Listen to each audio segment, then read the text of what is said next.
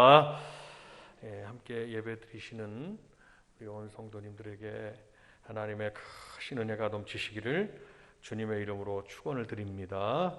말씀의 제목을 같이 한번 큰 소리로 읽겠습니다. 신령과 진정으로 예배할지니라. 시작.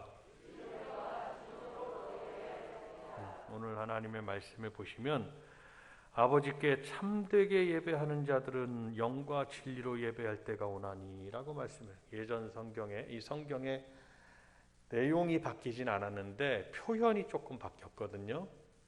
사실은 예전의 성경이 훨씬 강렬합니다. 강렬하고요. 이 성경의 표현이 바뀐 데는 좀 내막이 있습니다. 굳이 성경의 표현의 단어나 이런 걸 바꿀 필요가 있었느냐라는 의문점을 갖는 종들도 많이 있습니다. 저도 그렇고요. 어쨌든 예전 성경에는 영과 진리라는 단어를 신령과 진정으로 적어놨습니다. 신령과 진정. 그러니까 예전 성경을 생각해서 오늘 말씀은 신령과 진정으로 예배할지니라. 다 같이 다시 한번 시작. 신령과 진정으로 예배할지니라 라는 제목으로 오늘 이 아침 시간에 같이 은혜를 나누기를 원하는 것입니다. 하나님께서는 이스라엘 백성들에게 주신 큰 축복의 말씀이 몇 가지가 있습니다. 그것은 첫 번째, 양자가 됐다. 우리가 양자가 됐다는 것. 양자는 친자는 아닐지라도 양자, 그 하나님 아버지의 아들이 됐다는 것, 딸이 됐다, 자녀가 됐다는 것이죠. 영접하는 자, 곧 그 이름을 믿는 자들에게는 하나님의 자녀가 되는 권세를 주었으니 라고 말씀하셨습니다. 누구를 영접합니까? 예수 그리스도를 영접하시는 거예요. 누구든지 예수 그리스도를 영접하면 영자된 하나님의 자녀가 되는 권세를 주신 거예요. 자녀의 권세는 큰 하늘의 능력이 따르게 됩니다. 이를 믿고 우리가 신앙생활을 하고 있습니다. 그리고 하나님은 그들에게 영광을 약속하셨습니다. 하나님께 영광을 돌리는 삶을 살게 되고 하나님의 영광의 빛을 비춰주고 하나님이 늘 함께 하시는 하나님의 영광 속에 거하는 백성이 된다. 그리고 또한 하나님은 이스라엘 백성들을 향하여 언약의 하나님인 것을 알 수가 있습니다. 언약은 말씀으로 약속하신 것을 이루어 주시는 하나님이시다라는 것입니다. 이 성경의 말씀은 구약 성경은 이스라엘의 역사요, 이스라엘 나라의 역사입니다. 백성들의 역사. 신약 성경은 초대교회의 역사가 되겠습니다. 그리스도교, 즉 기독교의 중심에는 그들을 사용하신 이스라엘 백성들의 그들의 삶과 환경과 철학과 역사가 기록되어 있습니다. 중심에 있습니다. 거기에 이 말씀을 통해서 주를 영접한 모든 이방인들, 거기에 붙여진 원가지에 붙여진 곁가지, 즉 원감람나무에 붙여진 돌감람나무가 될 것이다, 곁가지가 될 것이다 라고 성경은 말씀해서 우리로 하여금 우리 성도들이 전 세계 이스라엘 백성들 외에 모든 이방인들이 이스라엘 백성들의 신앙의 그 뿌리 위에, 그 뼈대 위에 우리가 접붙임 받았다는 것을 분명히 말씀하고 있어요. 그렇기 때문에 이스라엘 백성들에게 허락하신 이 언약, 그 언약은 곧 우리들에게도 해당된다는 것을 믿으셔야 할 것입니다. 이스라엘 백성들은 또한 하나님께서 율법을 허락해 주셨습니다. 그 율법은 구원의 계명입니다. 율법을 다 지키면 구원을 받을 수가 있겠으나 율법을 지킬 수가 없었다 이 말씀이에요. 그러니까 율법의 해석은 뭐냐? 율법의 해석은 죄를 깨닫게 하는 율법의 해석이 있습니다. 죄를 깨달으면 하나님 앞에 점점점 무릎을 꿇게 되고 그 죄인은 누구 앞으로 다가오게 되느냐? 곧 예수 그리스도 앞으로 다가오게 된다는 것입니다. 그래서 율법은 주께로 인도하는, 그리스도 예수께로 인도하는 몽학선생이 되는 것이다 라고 말씀을 하고 있습니다. 하나님은 또한 이스라엘 백성들에게 예배를 선포하셨습니다. 다 같이 한번 큰 소리로 따라 하십니다. 예배, 시작. 예배가 얼만큼 중요한 거죠. 구약 성경에는 제사, 신약 성경은 초대교회 역사라고 말씀드렸습니다. 신약 성경 초대교회의 역사에는 이제 제사가 예배로 완성되어졌다라는 것입니다. 즉 이 우리가 드린 예배 가운데는 구약 성경 이스라엘 백성들이 소나 양이나 염소나 비둘기를 잡아서 피의 제사를 드린 그 예배의 의미가, 그 제사의 의미가 우리가 드리는 이 예배 가운데 있다, 이 말씀입니다. 신령과 하나님께 예배하는 자들은 신령과 진정으로 예배할지니라 라고 말씀하셨으니까 무엇보다도 오늘 지금 드린 여러 가지 이 말씀 속에 모든 말씀이 중요하지만 오늘의 이 말씀은 예배로 그 초점을 맞추고 말씀을 여러분들에게 드리는 것입니다. 이 예배는 선민들에게만 주신 특별한 하나님의 축복, 선민은 이스라엘 백성들과 우리를 말합니다. 우리가 하나님 앞에 선택을 받은 백성들이죠. 우리에게 주신 축복의 선물인 것을, 그리고 이 예배는 축복의 통로인 것을, 이 예배는 하나님의 얼굴을 배우는 그러한 첩경인 것을 믿으시고 일생의 이 예배를 통해서 신앙생활의 성공을 이루고 하나님 나라의 복을 누리는 저와 여러분들이 다 되시기를 주님의 이름으로 축원을 드립니다. 출애굽기 29장에서 이렇게 말씀했습니다. 이는 너희가 대대로 여호와 앞 회막문에서 늘 드릴 번제라. 내가 거기서 너희와 만나고 내게 말하리라. 내가 거기서 이스라엘 자손을 만나리니 내 영광으로 말미암아 회막이 거룩하게 될지니라 라고 말씀하셨으니까, 이 말씀은 회막은 성전을 말하고 성막을 말하고, 성전에서 하나님께서 이스라엘 백성들의 그 번제를 통하여 만나시겠다, 이 말씀인즉 우리 성도들의 예배를 통해서, 교회에서 성도들의 예배를 통해서 하나님은 우리를 만나시겠다고 말씀하신 구약의 예언의 말씀인 것을 기억하셔야 할 것입니다. 예배를 통해서 하나님을 만나고 하나님과의 관계가 성립되고, 또한 예배를 통하여 하나님을 영화롭게 할 수 있다는 정의가 바로 출애굽기 29장 지금 드린 말씀에 있는 것입니다. 누가복음 15장의 말씀에 보시면 탕자의 비유가 나옵니다. 둘째 아들은 왜 굶주리고 헐벗고 멸시받고 천대받고 아버지를 떠나서 고통을 받았습니까? 자기 아들이 아버지의 그 재산을 나에게 돌아올 분깃을 주소서, 내가 아버지를 떠나겠습니다.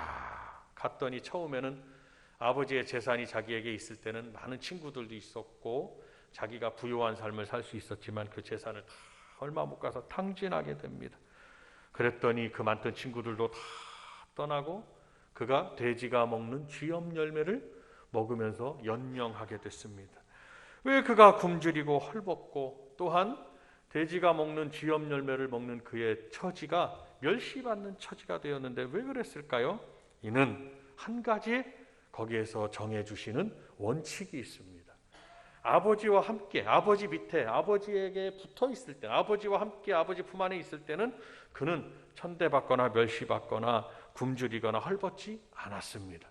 그러나 그가 아버지를 떠나기로 결심했을 그때에, 그리고 그 순간부터 아버지를 떠난 그때부터 그의 삶은 점점점 궁색해지기가 이루 말할 수 없는 상황이 된 것입니다. 즉 그의 처지는 아버지와의 관계가 단절되었기 때문이다라는 그러한 성경의 정의가 있습니다. 아울러 우리도 생각해 볼 하나님의 말씀이 있습니다. 그것이 무엇입니까?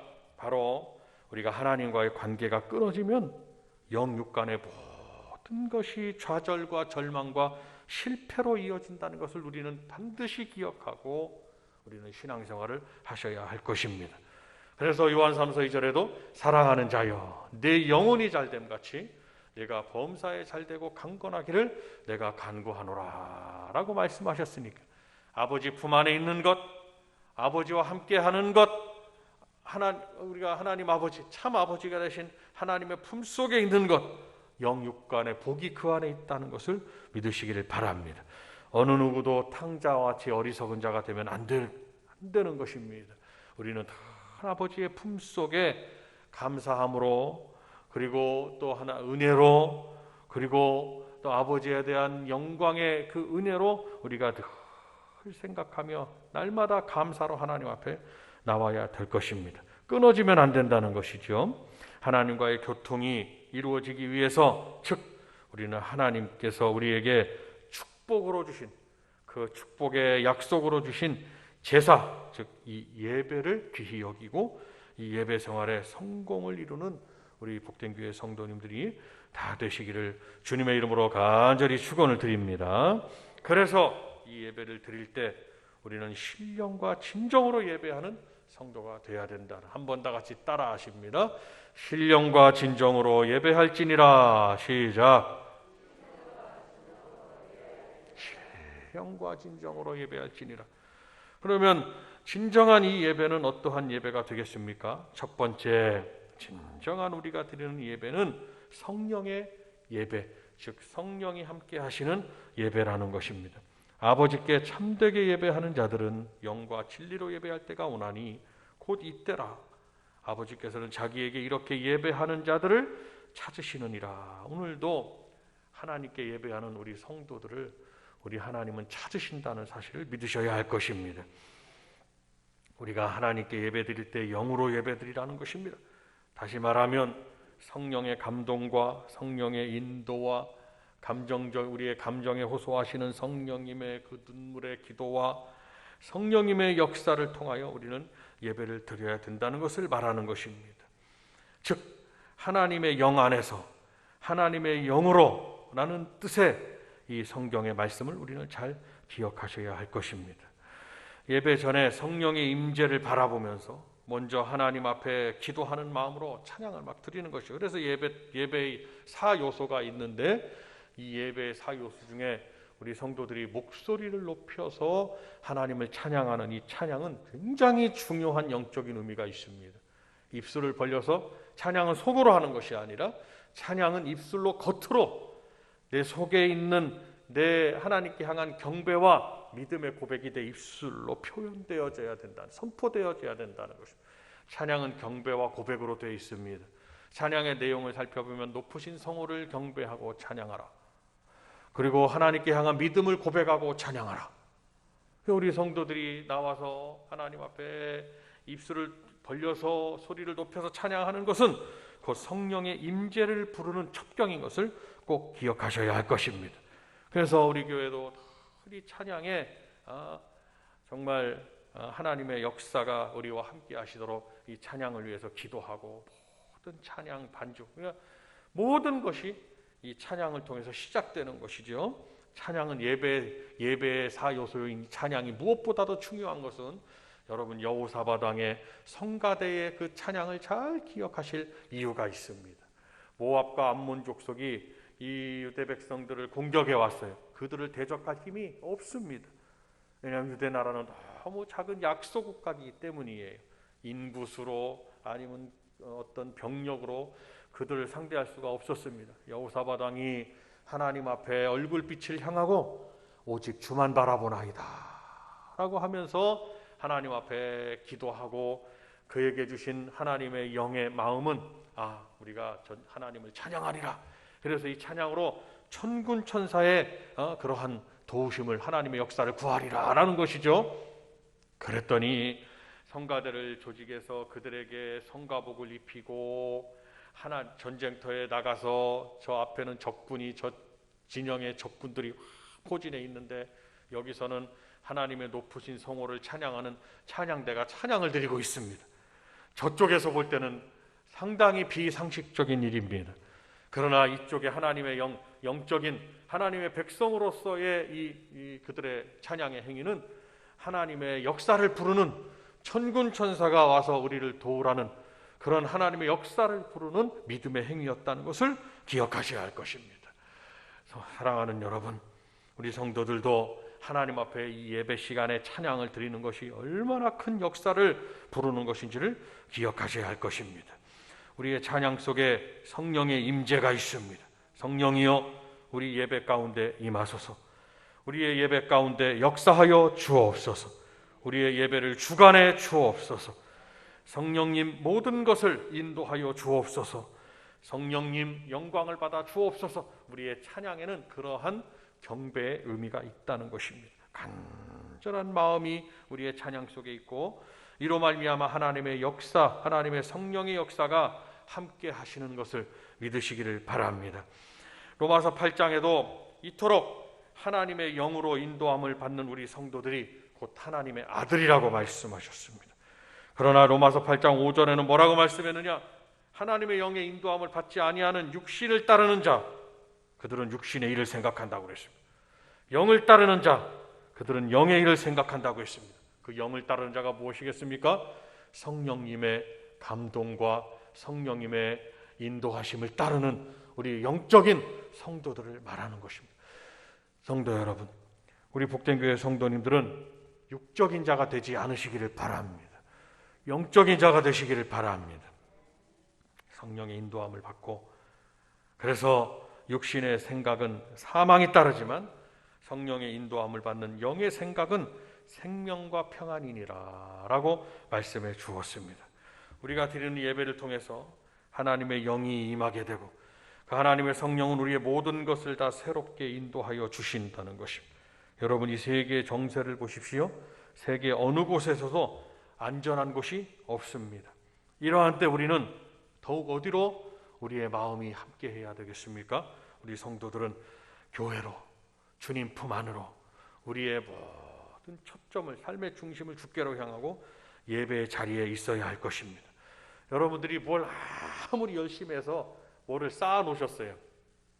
여기다가 곡식을 쌓아놨어요. 마당에다가. 그런데 하나님의 역사는 바람이 불어가지고 내 타작마당, 내가 타작을 하고 있는 그 밀을 추수했습니다. 볼이나 밀을 추수하지요. 그것을 모맥이라고 그럽니다. 성경에 나와 있는 모맥, 볼이나 밀을 추수합니다. 우리는 쌀을 추수하지만, 그래서 그 중동 지방은 밀을 추수하기 때문에, 그리고 보리를 추수합니다. 그래서 그 밀이 주식이 되잖아요. 막 타작을 해서 와, 여기에 타작마당에 엄청나게 쌓여져 있어요. 근데 하루 저녁 자고 났더니 바람이 불어갖고 여기 있는 것이 다 흩어져서 저쪽 가서 다 남의 것이 다 돼버린다, 이 말씀입니다. 다 흩어버리신다는 거예요. 하나님께서, 여러분, 하나님께서 모으게 하셔야 되고 하나님께서 지켜주셔야 되고 하나님께서 허락해 주시는 것이 성도들의 진정한 복이에요. 이를 유대 백성들은 너무 잘 알고 있었습니다. 열심을 다해서 일을 하고 열심을 다해서 사는 것, 매우 중요한 우리 삶의 덕목입니다. 그러나 그 앞에 따라붙는 수식어가 있습니다. 열심을 다해서 일을 하고 열심을 다해서 공부도 하고 열심을 다해서 살아가는 것, 근데 그 앞에 따라 우리가 반드시 붙여야 되는 수식어가 있는데 그것이 뭐냐? 주 안에서입니다. 주 안에서 열심히 살아야 되고 주 안에서 열심히, 다 같이 박수 한번 하면서 한번 따라합니다. 주 안에서, 시작. 주 안에서가 분명히 있어야 되는 거예요. 그럴 때 하나님께서 지켜주시고 하나님께서 그 복이 길어지도록 하시는 거예요. 주 밖에서의 그 어떠한 반짝이는, 그 어떠한 복받았다고 하지만 주 밖에서의 복은 진정한 복이 아닙니다. 잠깐 있다가 없어지는 안개와 같은 거예요. 그러나 주 안에서의 복은 성경은 장구하리라 라고 말해서, 장구, 길고 길다는 거예요. 저와 여러분의 삶이 이같이 주 안에서 장구한 역사가 있으시기를 바랍니다. 그 중심에 뭐가 있느냐? 바로 우리가 드리는 이 예배가 있습니다. 성도 여러분, 성도들의 신앙생활에 하나님께 향한 축복의 첩경은 바로 이 예배 생활에 있다는 것을 꼭 기억하셔야 합니다. 그래서 이 예배는 분명히 영적이어야 됩니다. 여러분들의 영을 깨워야 되고 영적인 부분을 깨워야 되고, 내가 주님 앞에 육신의 몸으로 앉아있지만 이 육신의 몸은 영을 담고 있는 겁니다. 내 영혼을 담고 있어요. 성경의 해석입니다. 이는 어떤 의학적, 물리적 해석이 아닙니다. 성경의 해석이에요. 그러나 우리는 성경의 해석을 믿고 신앙생활을 하고 있는 겁니다. 내가 살았다고 하면 내 육신이 내 영혼을 담고 있는 거예요. 마치 물이 이렇게 있습니다. 그 물을 그릇이 담고 있어요. 이렇게 있을 때는 내가 이 땅에서 내 육신이 살았다라고 하는 겁니다. 이 우리의 육신의 기능은 영혼을 담고, 내 영혼을 담고 있는 때까지만 기능입니다. 그러니까 목이 막 마릅니다. 그러면 이 안에 있는 물을 먹습니다. 컵을 먹지 않는단 말이에요. 담고 있는 그릇을 먹는 게 아니라 내용물인 물을 먹는단 말이에요. 그러면 진정 이 컵은 무엇을 위해서 존재하느냐? 담겨 있는 물을 위해서 존재하는 거예요. 마찬가지로 우리의 육신은 나의 영혼을 위해서 존재하는 거예요. 그러니까 사람이 죽었다고 하면 내 몸에서 영혼이 빠져나온 것이 죽었다고 그러는 거예요. 자연사를 하든지 병사를 하든지 사고사를 하든지 한 번은 사람이 죽음을 맞이하는데 그 죽음에 내 영혼이 나와요. 내 육신의 이 영혼. 그러면 이 육신은 그때까지만 기능을 하는 거예요. 몸이 살았을 동안에는 이렇게 따뜻하지만 36.5도의 몸의 체온을 유지하지만 신기하게도 돌아가셔서 영혼이 나오잖아요. 그 순간부터 차가워집니다. 혈액이 순환을 안 합니다.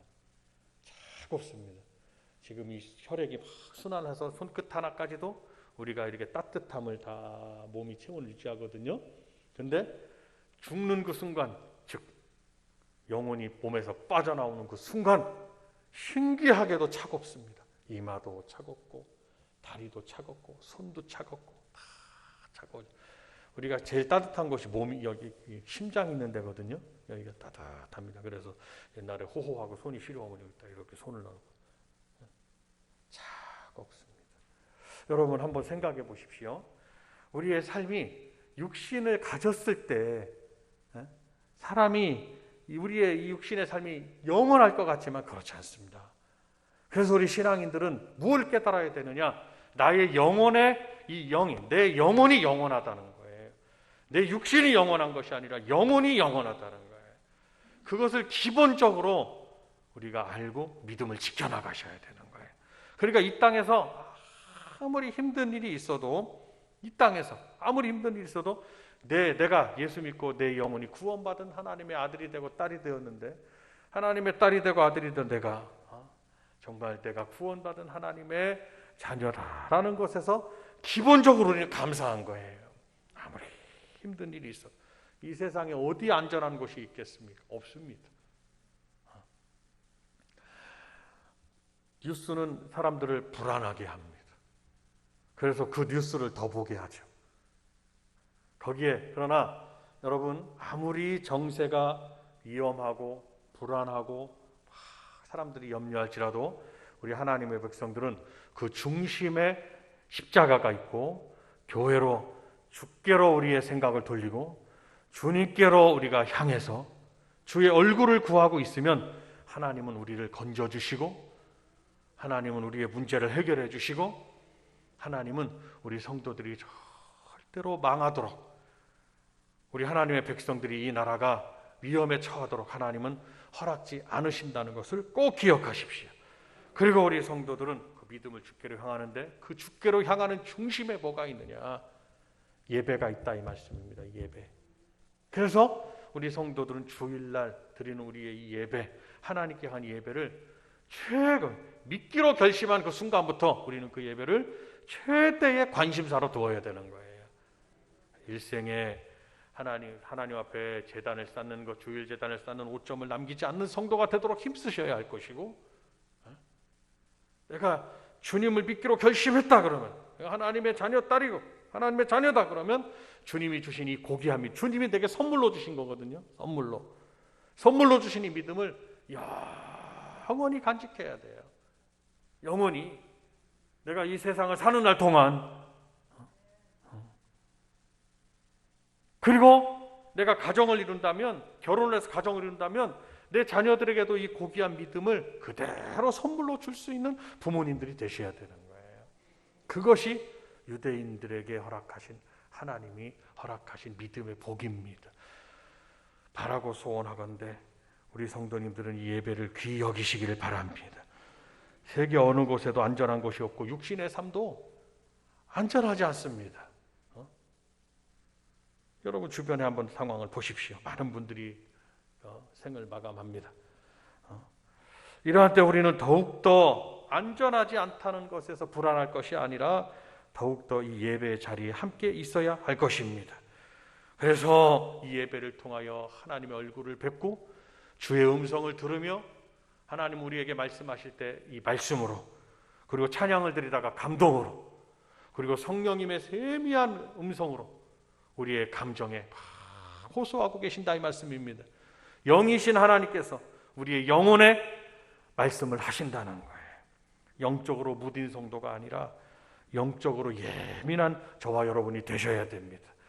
그래서 하나님의 역사를 바라고 정말 하나님의 그 은혜를 구하는 우리들에게 하나님의 능력으로 충만한 역사가 함께 하시는 그 역사가 있으시기를 주님의 이름으로 축원을 드려서 우리는 이 신앙생활을 통해서 모두가 신앙의 참으로 믿음의 명문 가정을 이루어서 우리 신앙의 이 계보가 우리 다음 때 2대에 그리고 3대에 이르러 몰락하는 것이 아니라, 끊어지는 것이 아니라 아브라함의 하나님, 이삭의 하나님, 야곱의 하나님, 요셉의 하나님, 그 하나님이 대대로 이어졌거든요. 그러니까 우리는 또한 이것을 바라고 함께 신앙생활 하시고 믿음을 지켜가셔야 되는 것입니다. 오늘날 많은 분들이 사도 바울이 갈라디아 교인들에게 갈라디아 3장에 이렇게 말씀했습니다. 너희가 이같이 어리석으냐. 바울 사도가 그렇게 말하는 거예요. 갈라디아 교인들에게 이렇게 어리석냐고. 어찌하여 성령으로 시작하였다가 육체로 마치느냐 라고 말해요. 왜 믿었다가 성령으로 시작했다가 육체로 마치냐 이 말씀입니다. 육체로 시작했다, 내가 육신에 있다가도 이제 믿기로 결심해서 성령으로 삶을 바치는 저와 여러분이 돼야지. 왜 믿음을 저버리냐 이 말씀입니다. 이것은 매우 중요한 성경의 가르침이십니다. 성도 여러분, 우리는 성령으로 바치는 성도가 돼야 됩니다. 성령은 하나님의 영. 다 같이 한번 따라합니다. 큰 소리로 하나님의 영. 시작. 박수 한번 하면서 따라하죠. 하나님의 영. 시작. 하나님의 영이 성령입니다. 내가 영혼이잖아요. 내가 영혼, 나의 영혼. 하나님도 영이시니 이렇게 말씀하셨어요. 영이시니. 그러니까 우리가 영적인 성도가 되어야 되고 영적으로 믿음 생활을 하고, 이렇게 여러분 기도도 입술로 하는 게 아니에요. 기도도 여러분들이 가정 기도하실 때 영으로 하시는 거, 영으로 생각과 마음에서 간절함이 나오셔야 되는 거예요. 입술의 간절함이 아니라 마음의 간절함이 우리의 기도라는 것을 기억하셔야 합니다. 그 마음을 감찰하시는 이가 누구냐? 바로 성령님이시라고 말씀드립니다. 그러니까 간절히 마음으로 원하면 마음을 감찰하시는 우리 성령님께서 우리의 기도를 들어응답하시고 기도에 힘을 더하시고 그 기도가 이루어지도록 역사하신다는 사실 또한 믿으시기를 바라고, 어리석으냐 성령으로 시작하였다가 이제 육체로 마치겠느냐, 이것이 아니라 우리가 처음에는 믿지 아니하는 그러한 불신으로 시작했다가도 이제는 믿음으로 마쳐야 되는 것이고 성령으로 마쳐야 되는 것이고 하나님의 역사를 부르는 우리 복된 교회 성도님들이 다 되셔서 정말 이 예배를 통하여 복을 누리시는 저와 여러분들이 되시기를 주님의 이름으로 축원을 드립니다. 우리 다 같이 함께 통성으로 기도하실